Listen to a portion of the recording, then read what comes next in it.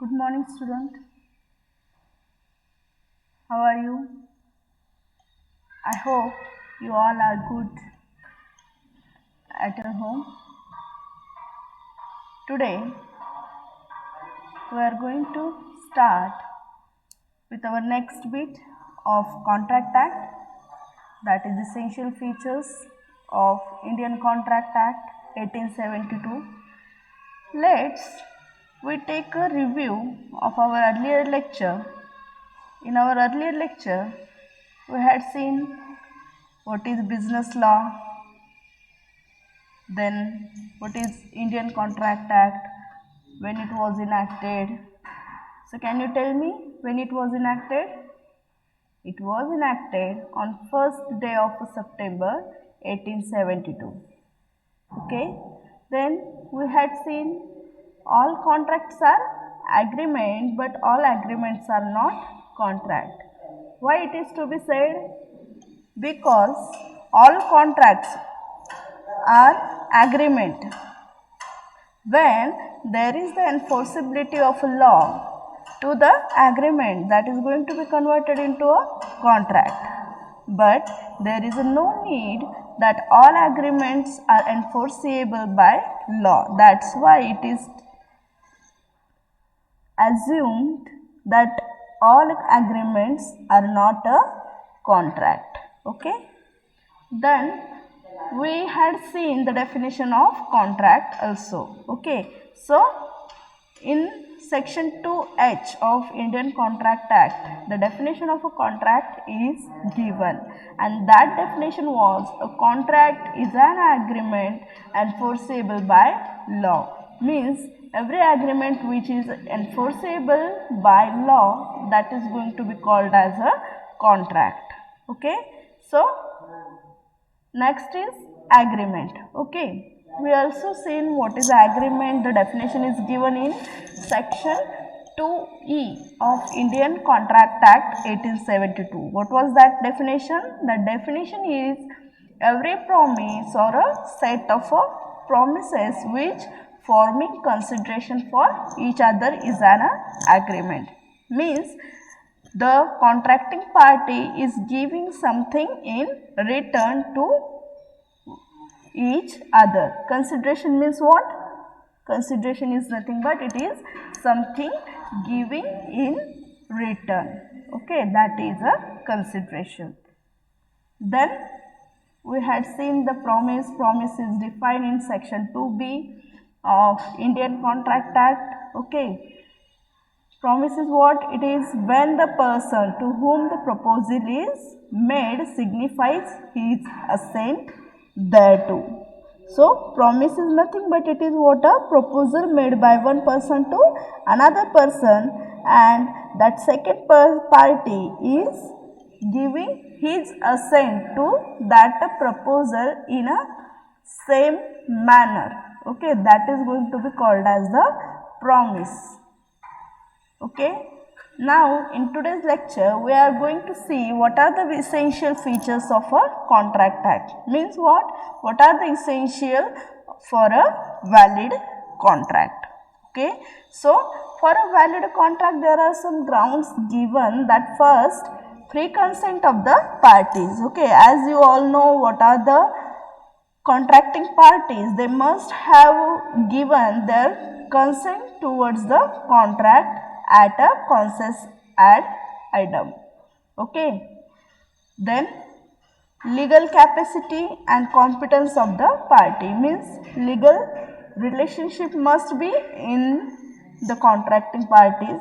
Then competency of the parties, means they have a capacity as well as they are competent to create a contract as per the whatever rules and regulations given by the Indian Contract Act, that must be followed for creating the contract. Okay. Then second is consideration. Just we had seen what is consideration. Okay. So consideration is nothing but what is giving something in return to each other. Means whatever the contracting party, there are mostly two contracting parties. Okay. So that contracting party must give something in return to each other, that is a consideration. Okay. Then fourth one is a lawful object and lawful consideration. So, as per the enforceability of law, whatever the contract is going to be created, that must be a lawful. Whatever the objective of that contract, whatever the consideration is giving in the contract, that must be a lawful. At that time, that is going to be called as the contract. Okay. So, now we are going to see in detail what are the essentials. The first essential, that is a free consent of the parties. Okay. It is given in a section 13 of the Indian Contract Act. Okay. So, free consent means what? It is a giving significance to the other party. Two or more persons are said to give a consent when they agree on the same thing in the same sense. Means what? Whatever the objective to create a contract, both the parties, means two or more persons who are creating a contract, they are agree on that same thing in the same sense. That is a consens ad idem. It means what? It must be a free consent. Okay. So, when we are not going to be called as that contract is happen at a free consent, at the time when it is not free, when there is a application of a coercion, undue influence, mistake, fraud or misrepresentation. At that time, that contract is not going to be called as the contract occurred at a free consent. In such a case, the contract becomes voidable because there is a application of a undue influence, coercion, mistake, fraud or misrepresentation. So, that must become a voidable contract. But when there is a no consent, the contract becomes void. Means if any contract is going to be created with the applying coercion, undue influence, fraudulent information, at that time that contract is called as the void one. That is not a valid contract. Okay. The next, legal capacity or competence of the parties. Okay. In the section 11 of a Indian Contract Act, it states that the parties to a contract must be competent to contract. Okay. So, what is a competency to contract? Means there, when the contracting party is at the age of a majority, that people only can enter into the contracts. Means the person who has completed the age of 18, at that time that person is competent to create a contract. Likewise, if minor or infant or idiot, they are disqualified as per the section 11 of the Indian Contract Act because they are not competent to create the contract. Okay. A contract with a minor is going to be counted as a void ab initio.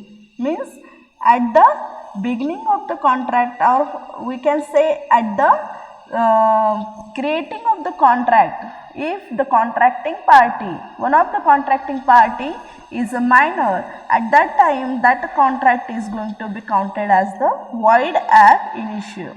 Okay. The person who is below 18, that person is counted as the minor, and the person who is a 21 year for a award under the guardian, means the person who is a minor, that is also liable to enter into a contract, but there is a need of a guardian, and that guardian must be more than 21 years. At that time also that contract is going to be counted as the valid contract. Okay. The next is the consideration. Okay. So, consideration means what? We had seen recently what is consideration. So consideration is nothing but it is something giving return on that act or the whatever the objective is completed, or for that the contract is created. So an agreement without consideration is void. Okay, it is given in the section 25 of the Indian Contract Act. If the agreement is going to be happen or created, and if there is no consideration at that time, that is not counted as that is a agreement. If there is no agreement, no contract, because we had seen what is a contract. As per section 2H, the agreement which is enforceable by law, that is a contract. If there is no agreement, then there is a no contract. Okay, let's see what is consideration. So consideration is defined in section 2D. Okay, so when at the desire of the promiser, the promisee or any other person has done or abstained from doing or does or abstaining from doing or promises to do or abstain from doing something, such an act or abstinence or promise is called a consideration for the promise. Okay, means what? If any, at the time of the agreement, what happens? One person's giving the proposal to other person. Okay, promise or a set of promises, and second party on the same sense they are giving a consent to the first party. Okay, so there must be a consideration, something written into back.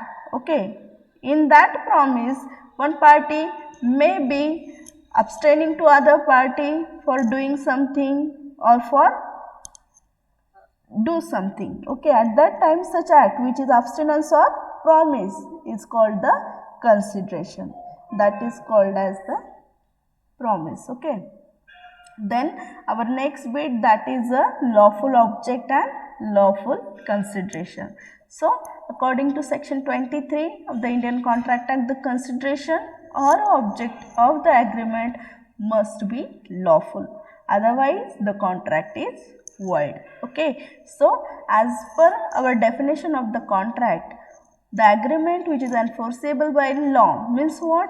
Lawful object consideration must be there, lawful relation must be there. If there is no lawful relation, no lawful consideration, at that time that is not going to be counted as the valid contract, that is a void one. Okay, so the consideration or object is not lawful. When that is going to be counted as not lawful? The first ground is it is forbidden by law, means law is binding there that it is not a lawful activity.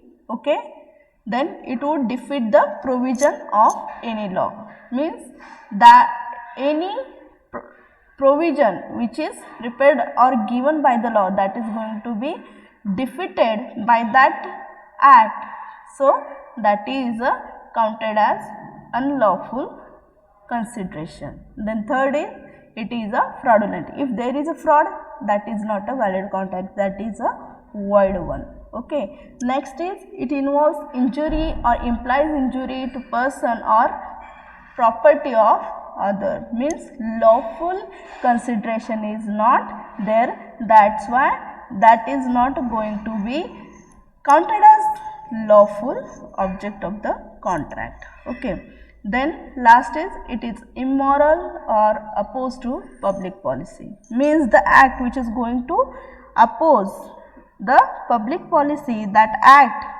is not considered a lawful act and not a lawful object of the contract. Okay, so this is all about the various grounds of a valid contract.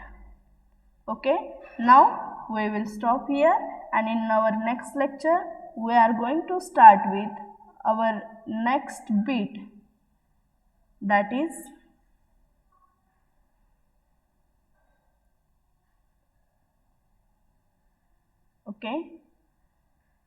essential features to create a contract.